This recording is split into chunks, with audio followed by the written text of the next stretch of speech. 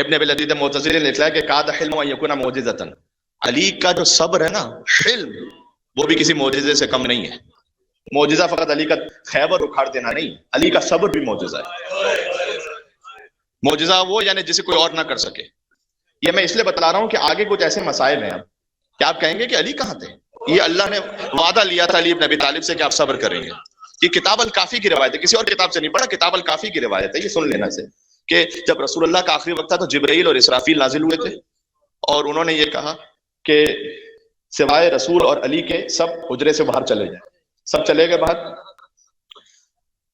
جبرائیل نے کہا کہ اللہ کی جانب سے وہی لے کر آتے تھے نا کہ میں پیغام لے کر آیا ہوں کہ علی، کہ یا رسول اللہ آپ علی سے کہیے، رسول اللہ سے مخاطب ہے، آپ علی سے کہیے کہ آپ کے بعد علی کو بہت صبر کرنا پڑے گا. کتاب الکافی کی روایت ہے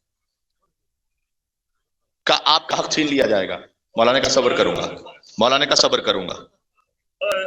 آپ کے سر پر ضربت لگے گی کا صبر کروں گا. بے عین ہی ترجمہ کر رہا ہوں کہ علی آپ کی حرمت کو پامال کر دیا جائے گا. اور آگے جبرائیل نے کہا یہ آپ کی حرمت نہیں ہے، آدھی حرمت و رسول اللہ و حرمت اللہ، یہ اللہ کی بھی حرمت ہے، سیدہ اللہ کی حرمت کا پامال کر دیا جائے گا.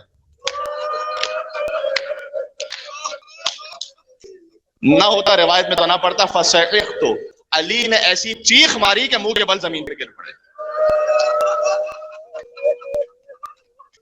میری حرمت پامال ہوگی. یہ وعدہ لیا ہے صبر کا. علی نے کہا میں صبر کروں گا یا رسول. یہ لیکن اس عالم میں کہ علی چیخ مارتے ہوئے